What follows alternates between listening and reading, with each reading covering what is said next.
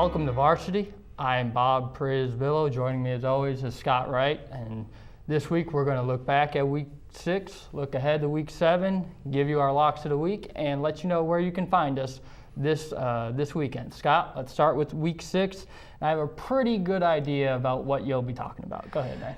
The Patriots of Putnam City West. It was kind of a strange situation that I actually ended up out there at that game. Kind of the way some things fell, but it was fate. It was destiny. They happened to win while we were there, which was a great thing. We got to produce some video. We won as a team tonight, man. We won as a team, and there's no better feeling than that right now.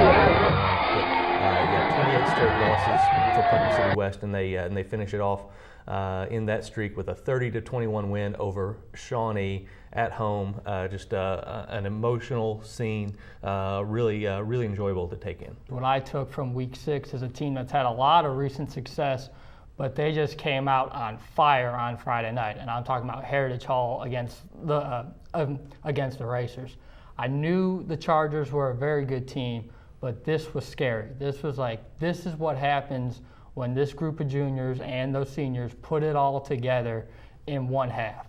Before you could even blink, it was 35-0 at the end of the first quarter, and it was 56-7 at halftime. How good were the Chargers? Sterling Shepard touched the ball 6 times in the first half.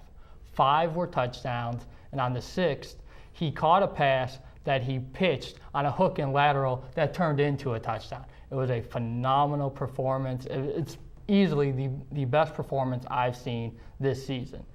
Now, moving ahead to week 7, Scott, what are you looking forward to? There's a lot of games this week that I find kind of interesting. Got some good games in the West Metro with UConn and Putnam City North. See what Putnam City North can do to bounce back from that loss. Putnam City and Mustang, obviously a big game with big playoff implications. But Class 4A, there's some the top of Class 4A I cannot figure out. I was taking a look at that as I was writing my Douglas story this in Tuesday's paper, and it's a really kind of confusing set of teams that are at the top of that class. Wagner and Oolaga play this week. I think is a really big game. Maybe get a little bit of separation, try to figure things out in there.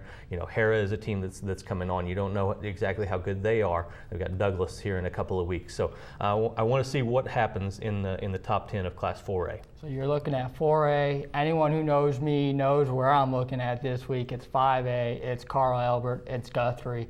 It really doesn't get any bigger than this in the regular season. The two teams were expected to be among the best in the state. They've lived up to that. They won their games on Thursday and Friday by a combined score of 128-0.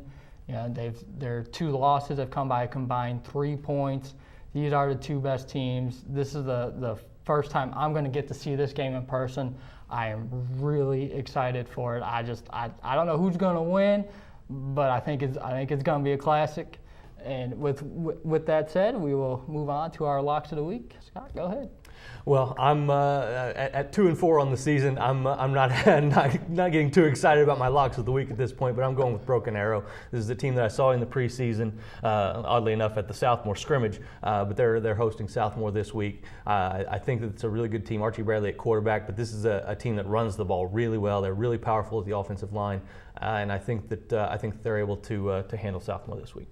I said I'm not sure who's going to win, but it's been tradition for me to lock Carl Albert Guthrie.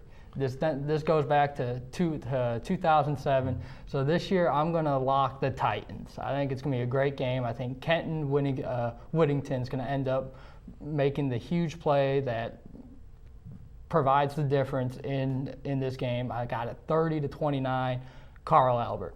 And finally, as always, Scott, let people know where we can see you this weekend. All over the place. Of course, Thursday night, I'm going to be at Heritage Hall, my first chance to see the Chargers in person. John Marshall is there on Thursday night. Friday, we got 5A, 6A volleyball in Shawnee, and then I'll head out to Mustang to check out Putnam City Mustang. As I said, a big game there. And then all day Saturday, volleyball. See if the favorites, Edmond Memorial and Tulsa Kelly, can hang on for the 5A and 6A titles.